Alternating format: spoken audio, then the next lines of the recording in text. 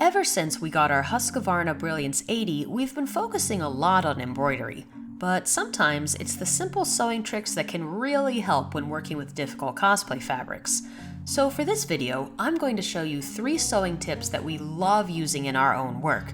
These are simple, awesome techniques that have really come in handy over the years for all sorts of outfits. Everyone knows the pain of needing a super unique fabric for your project.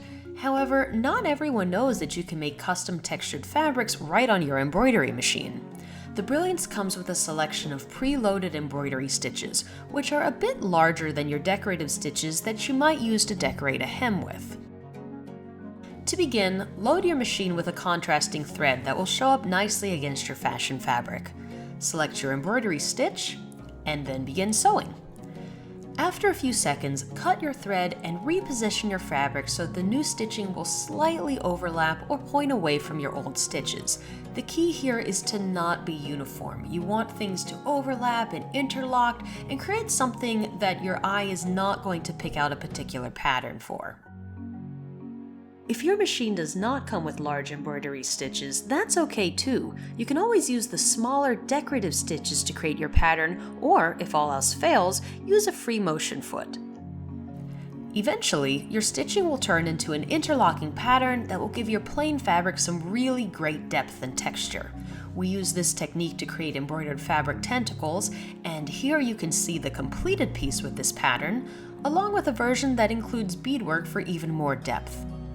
Choosing a different embroidery stitch will give you a different effect, like this one here, so don't forget to experiment.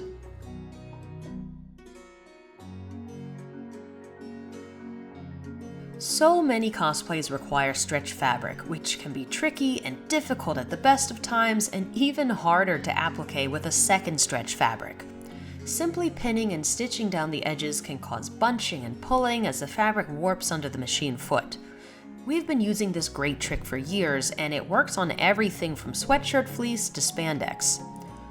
First, apply a layer of tearaway or wash-away stabilizer to the right side of your applique fabric. Be sure to use a low setting or a press cloth in order to avoid melting it. This stabilizer will temporarily prevent any stretching, which makes it the perfect time to trace and cut your applique pattern. Sketch your pattern directly onto the stabilizer and cut away. Ideally, a little cleaner than we did here. Next, take your base stretch fabric and place your applique piece on the correct side, stabilizer side up. Lay a second piece of stabilizer over the entire piece and once again iron. Your applique is now secured in place without any pins, and more importantly, the 2 layers of stabilizer will prevent any stretching and puckering during the sewing process. Select a small zigzag stitch. Avoid top stitching, as this will compromise the stretchability of your fabric. Carefully sew around the edges of the applique. Finally, carefully remove first the outer layer of stabilizer and then the second inner layer. This can be a bit tedious and requires some patience, especially with knit fabrics, but as a shortcut, try using water-soluble stabilizer instead. Once removed, you should have an amazingly clean, neat applique that both lays flat and stretches beautifully.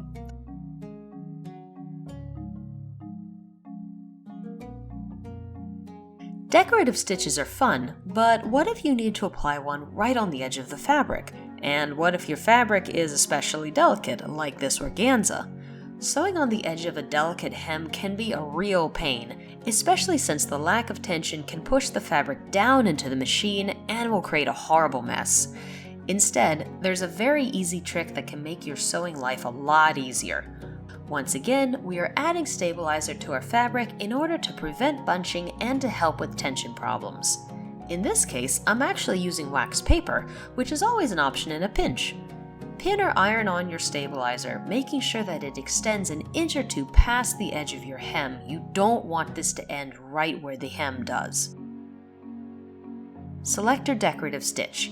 In this case, we picked a really cute gem pattern. Place in your machine and sew.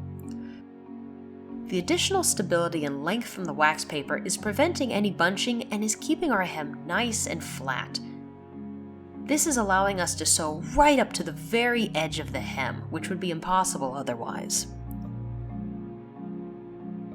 Once finished, tear away any remaining stabilizer, or, for a shortcut, use water-soluble stabilizer instead. I hope you guys enjoyed these 3 great tricks for sewing with difficult cosplay fabrics. As always, we are a very new channel, so subscribing to our videos, commenting, and sharing our content with your friends really does help us out as we try to grow. We've got some new videos coming up soon, including a giveaway, so let us know down below what else you're interested in. Thank you so much for watching!